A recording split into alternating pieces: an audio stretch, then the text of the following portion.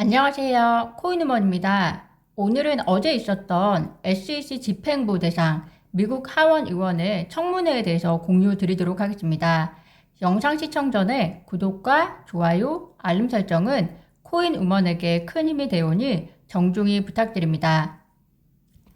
어제 증시는 제약업체 존슨앤존슨, 원유 서비스 업체 헬리버, IBM 등의 기업들이 실적이 예상치를 웃도는 수준으로 나오자 경기 침체 우려가 다소 진정되면서 강하게 반등했습니다. 이에 따라서 현재 비트코인이 3천만 원을 넘어섰고 리플의 가격 역시 약 490원 정도까지 올라간 상황입니다. 오늘은 어제 미국 하원 의원의 SEC 집행부에 대한 청문회 내용 전달 드리도록 하겠습니다. 결론부터 말씀드리자면 청문회에서 과연 리플 XRP에 대한 언급이 있을까 의문이 들었었는데요. 그 이유는 사실 리플과 SEC 소송은 진행 중이기 때문에 청문회에서 현재 언급하는 것이 꺼려지지 않을까 했었거든요. 그런데 결론적으로 언급은 있었었고 더불어 SEC 관할에 대한 의원들의 발언 중에서 저희가 심히 공감할 수 있는 내용도 있고 또 그렇지 않은 내용도 있다고 보시면 될 것 같습니다. 저는 이번 청문회가 내년으로 예상되는 금융혁신법에 있어 중요한 참고사항이 될 것이고 또 SEC와의 소송에서도 내번 판사와 토레스 판사에게 객관적인 관점에서 리플이 우위적인 입지를 가져갈 수 있도록 힘을 실어줄 수 있는 계기가 될 것이라고 긍정적인 의미를 찾아봤는데요. 지금부터 내용 공유해 드리도록 하겠습니다. 이번 SEC에 대한 청문회는 SEC 집행부만으로 단독 개최된 것인데요. 이번 청문회의 배경에 대해서 미국 양당 의원들은 이렇게 이야기하고 있습니다. 지난 10월 동안 SEC가 업계로부터 명확한 규정 없이 이전의 합의와 그리고 특정 시점의 주제에 대한 직원의 견해 진술에 의존해서 업계로부터 합의를 이끌어냈던 관행에 대해서 청문회 요청이 지속적으로 있었다고 밝혔고요. SEC가 강제 조치를 통해 확립된 규제가 아니라 명확한 규제를 부과하기 위해서 필수 규칙 제정에 복귀해야 할 때라고 이야기하면서 모든 규칙 제정은 투명해야 하고 또 이에 관계 있는 대중이 의견을 제공할 수 있어야 하며 기업들이 확립된 관행을 강화하는 것을 고려해서 새로운 규칙을 준수하기 위한 계획을 개발하고 시행할 수 있도록 적절한 단계적 기간을 포함해야 한다고 그 배경을 설명하고 있습니다. 청문회에서 나온 이야기를 간단하게 다루어 보자면 우선 후 이젠가 의원이 집행국장만 참석한 것에 대해서 게리 겐슬러 위원장님 당신은 청문회에 불참했는데 출석을 요청하지 않을 수 없습니다라고 게리 겐슬러의 참석 요청에 대해서 언급했습니다. 즉 현재 SEC에서 진행되고 있는 이런 관행들이 게리 겐슬러의 주도하에 진행이 되고 있기 때문에 청문회에 참석해야만 하는 게리 겐슬러의 책임감 있는 행동에 대한 요청과 또 그렇지 않은 것에 대한 비판, 더불어서 SEC 집행국장의 답변은 실질적으로 큰 의미가 없다라고 우회적으로 저는 해석할 수 있는데요. 톰 에머 의원의 언급도 주목할 만합니다. 게리 겐슬러 그는 암호화폐 회사에 대한 업계 소탕의 권한을 자행했고 협력하지 않은 사람들에 대해서 피바다를 만들지도 모른다고 이야기하면서 또한 그는 SEC 집행국장은 SEC가 관할권 밖의 기업들을 단속하고 있다는 것을 인정하고 있고 이는 결코 용납할 수 없다라고 강하게 비판했습니다.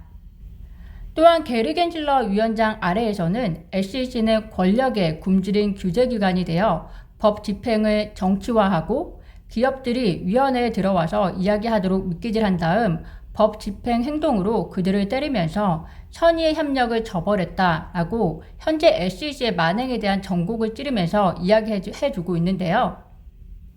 더불어 결코 납득할 수 없는 이야기도 있었습니다.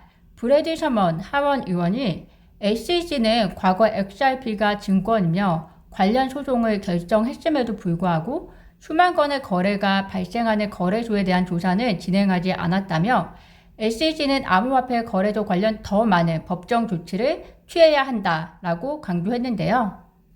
여기서 XRP를 예로 든 것이 굉장히 의도가 담겨 있다라고 생각이 듭니다. 현재 셀시우스 사태에 대해서 SEC는 이미 위험을 감지하고 있었음에도 별다른 조치를 취하지 않았었다고 지금 알려져 있는데요. 가장 최근에 있었던 일을 마다하고 왜 XRP가 증권이다 라는 이야기로 시작을 하면서 SEC의 앞으로의 역할에 대해서 더 힘을 실어줬을까요? 구독자분들께서도 한번 생각해 보시면 좋을 것 같습니다. 더불어서 미국 증권거래위원회 집행국장이 암호화폐 규제 관련 인력을 확대하는 방안을 의회에 요청했는데요. 집행국장은 암호화폐 업계에 대한 세간의 이목이 집중되어 있는 만큼 더 많은 직원이 필요하고 또 많은 소송이 진행 중에 있는 것도 인력 확대의 이유 중에 하나라며 125명을 추가로 고용하기를 원한다라고 전했습니다. 그에게 저는 이런 이야기를 전달하고 싶은데요. 암호화폐 시장 단속에 대한 권한은 누가 줬으며 그렇게 많은 인력이 필요하다면 앞으로 CFTC와 역할을 분명히 해서 SEC가 해야 할 일에만 집중하라고요. 청문회는 어떻게 보면 미국의 중간선거를 앞두고 암호화폐 시장에 대한 의회의 권한을 강화하고자 하는 모습의 일환으로서도 보여지는데요. 다양한 의견이 오고 갔지만 제 머릿속에서는 또 눈 하나 깜짝하지 않은 게리 겐실러의 모습이 그려지는 것은 참 스스로 가슴이 아픈 현실입니다. 오늘 새벽에 나온 기사에서 게리 겐실러가 법률을 준수하지 않은 미등록 암호화폐 거래 및 대출 플랫폼이 너무 많다고 말했는데요. 그러면서 SEC는 이에 대해서 관련 규제 프레임워크를 계속해 개발하고 있다라고 전했습니다. 더불어 SEC는 기술에는 중립적인 태도를 취하면서 대중을 보호해야 한다고 덧붙였는데요. 게리 겐실러가 이야기하는 중립적인 태도는 무엇을 의미하는 건지 게리 겐실러는 알고 이야기하는 것인지 참 궁금합니다. 암호화폐 규제에 대한 관할권이 명확하지 않는 한 SEC 게리 겐실러의 돈 없는 행보는 지속될 것으로 보이는데요. 저희도 이미 시기에 대해서 예상하고는 있었지만 암호화폐는 CFTC 관할이라고 밝혔던 책임있는 금융혁신법에 대해서 이를 발의했던 신시아 루미스 의원이 해당 법안과 관련해서 올해에는 통과되지 않을 것이라고 다시 한번 언급한 내용이 아쉽게만 느껴집니다. 그렇지만 이번 청문회에서 의미가 있었던 것은 공식적으로 SEC가 관할권 밖의 일에 대해서 권한을 자행하고 있고 또한 그 방법적인 것이 매우 불순하다는 언급이 있었던 만큼 미국 의회도 향후 책임있는 금융혁신법을 다루어질 때 고려할 수밖에 없다는 것, 그리고 중요한 것은 SEC와의 소송에서도 내번 판사와 토레스 판사에게도 힘을 실어줄 수 있는 계기가 되지 않을까라고 저는 생각합니다. 조금이나마 정의가 살아 숨쉬는 생태계가 되기를 바라며 오늘 청문회 관련 소식은 이렇게 마무리하도록 하겠습니다.